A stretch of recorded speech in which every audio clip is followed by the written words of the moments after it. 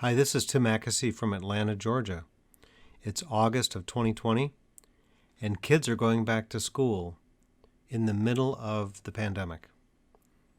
Things are surely crazy. Some are going back in person, some are online only, some are a hybrid, going to school part of the week and online the rest. Some children will surely begin in person and be swept home again when there's a spike at their school.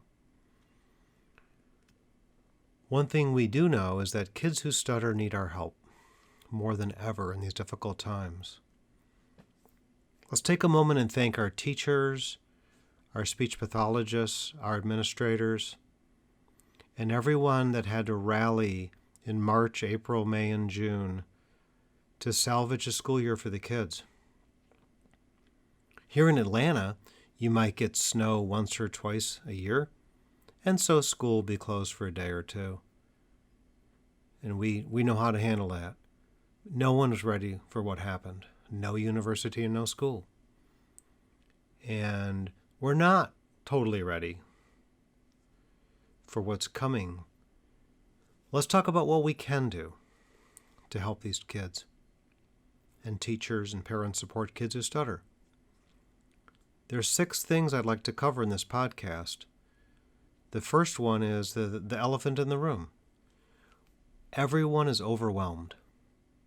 Speech pathologists and teachers, we're overwhelmed. We'd like to see kids in person. In some cases, we can't. If we're a speech pathologist, we'd like FaceTime or Zoom. Sometimes our caseloads don't permit us to actually see our kids. It depends where you are in the country. Parents trying to hold down a career around the corner from children doing school online. There's teachers who are also parents who are working from home, trying to teach their students and be a parent and support maybe a spouse.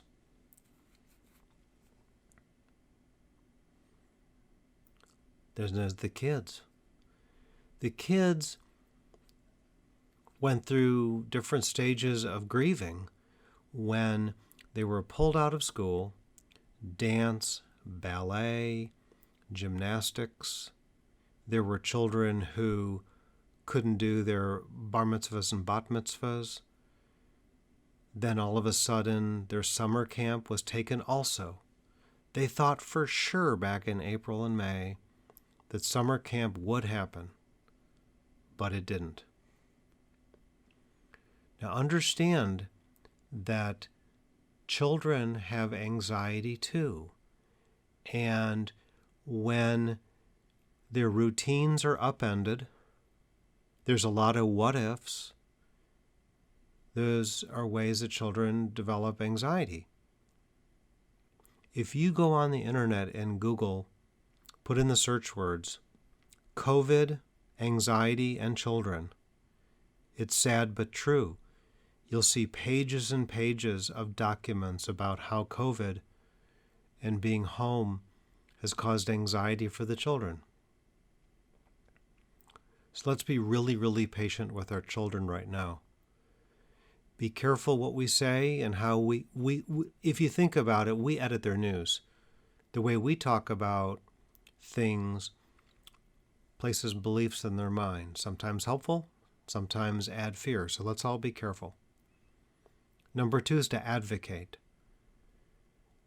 I have a handout on my website, stuttering-specialist.com, that's very helpful with specific ways to help children who stutter in the classroom. Remember, parents, that our teachers are overwhelmed right now. You want to make the phone call. If you just send them a handout, it may get lost in the shuffle. Can you imagine if you worked at a school right now, how many handouts and emails and memos you are getting with the ever-changing ways to try to cope with the virus? Every week it's going to change. In addition to all of the tips for in-classroom that are on my handout, there's a couple more things we have to add that are important, and that is supporting our child who stutters, who has to speak on the computer for classes. If we go back to springtime, I heard specific stories of children who had to upload video and the parents didn't even know they had to do it.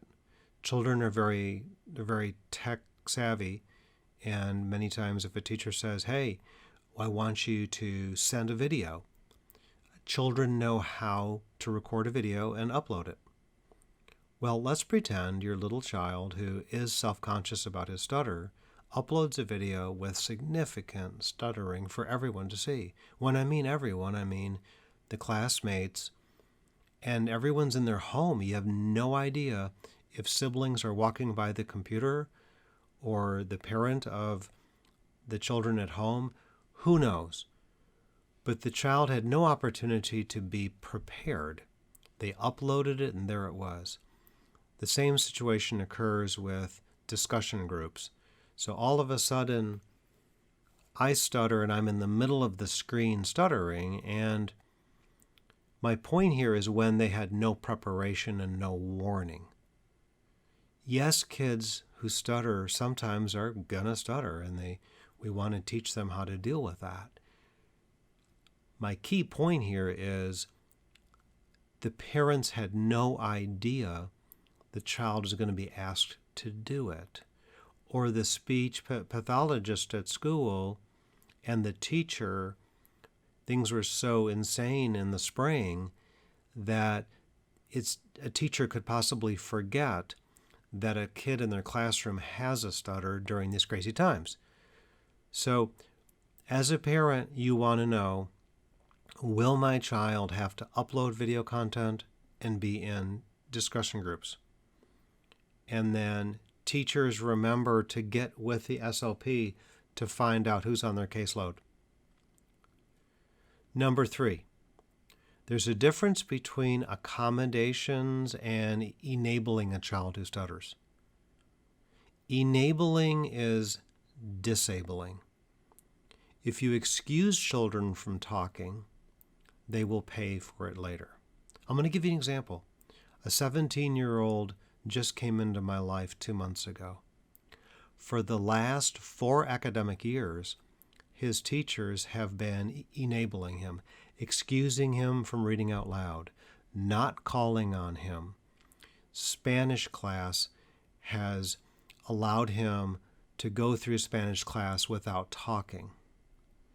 So he's 17 years old. We can do the math. A year from now, he's going to go to college. On the SSI test, he had a profound stutter. Did enabling help? The answer is no. At 17, he asked his parents to order for him. He never made phone calls. He would ask his sister to speak for him in certain venues. So enabling is disabling. And I'm a story of it too. There were things I was excused from as a child. When you're enabled, what we're talking about is authority figures, teachers and adults telling you, don't try. You shouldn't attempt to talk. You can't do it, so don't do it. That's what the child's hearing. It's very short-term thinking. So enabling fertilizes the fear of stuttering. Accommodations are different. An example of an accommodation. Tim has anxiety about book reports. Tim can go first if he'd like to. That's just an example of an accommodation. Number 4 is teasing. Teasing is devastating for kids who stutter. Kids who stutter are 4 times at risk for teasing than children who don't stutter. What happens with teasing is it presents a lot like post-traumatic stress disorder. Maybe I read out loud in class in 4th grade and some kids start laughing at my stutter. I remember the moment as being a traumatic moment. I start to develop beliefs. The kids think I'm dumb, I can't read. The kids think I'm awkward and weird because I stutter. And then I begin to avoid. I'm self-conscious about my stutter. My identity can form around my stuttering. So teasing cannot be permitted. In the classroom, the teachers want to know the child stutters and to be watching out for these things. A lot of times the teasing happens under the radar, in the hallway, in the lunchroom, in PE. Now, if we think that teasing can't happen with online education, we are wrong, and here's an example. Cyberbullying can happen. A 7th grader in May uploaded some content with severe stuttering, and 7th graders a lot of times have smartphones. So what were they doing? Some children were texting and chatting about his stuttering that they saw. So that's cyberbullying. So we as adults, parents, and teachers have to see the reality of kids who stutter and do our best to provide a safe environment for learning, whether it be cyber or in person. Number 5, strategies. Some strategies that are helpful for kids who stutter are covered on my handout at stuttering-specialist.com.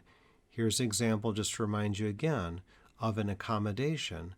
A child who stutters maybe can go first on the book report or show and tell.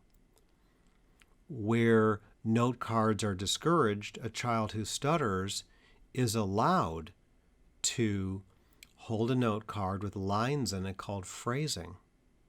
So kids who stutter are allowed an accommodation to read out loud with lines in it if they feel that will help them. I have a YouTube channel, Tim Mackesy. If you just search my name, you'll find it. There's a couple I'd like you to look at. One is strategies for oral reading, and the other one is benefits of phrasing. So those two films that include parents of kids who stutter and kids who stutter will be very helpful in demonstrating these phrasing strategies and strategies to read out loud more fluently. You remember phrasing was in the King's Speech? And Joe Biden, after watching the King's Speech, says that the nuns taught him phrasing when he was a child. Also remember that if you have a child who stutters, the child is exempt from taking a timed oral reading test where every error is counted against him. For example, the Dibble test, D-I-B-E-L. The Dibble is used across many different school systems, and the child is told to read a paragraph as fast as he can, and any mispronunciation is counted against him. So that child is graded. So if you stutter when you're reading, it's counted against you. So it's biased against children who stutter. The people who wrote the Dibble and any test like it, in the fine print it says children with a speech impediment are exempt. So make sure if you're a parent or teacher, you understand the child with the stutter is exempt. I've seen kids held back a grade because someone who administered the test thought that they were illiterate when they had a unique way of stuttering, maybe some sort of blocking that the person misinterpreted as being unable to read. Yes, it happens. It happens more than we would like to say. Number 6 is stay fluid and collaborate. During this pandemic, maybe a child is starting at school and then coming home, or part-time at home, part-time at school. Stay fluid, collaborate. Talk with the teachers and the school faculty. Continue to work with them. Advocate for your child. We all have to stay patient with each other. A lot of raw nerves right now. continue to follow up. I wish everyone a good school year. We all pray this is one and done, that by next year, August, that there will be a vaccine and solutions, at least enough to control this for children to get back in the learning environment, back with their friends, and all the things that are important to children. So I wish you well. Thank you for your time.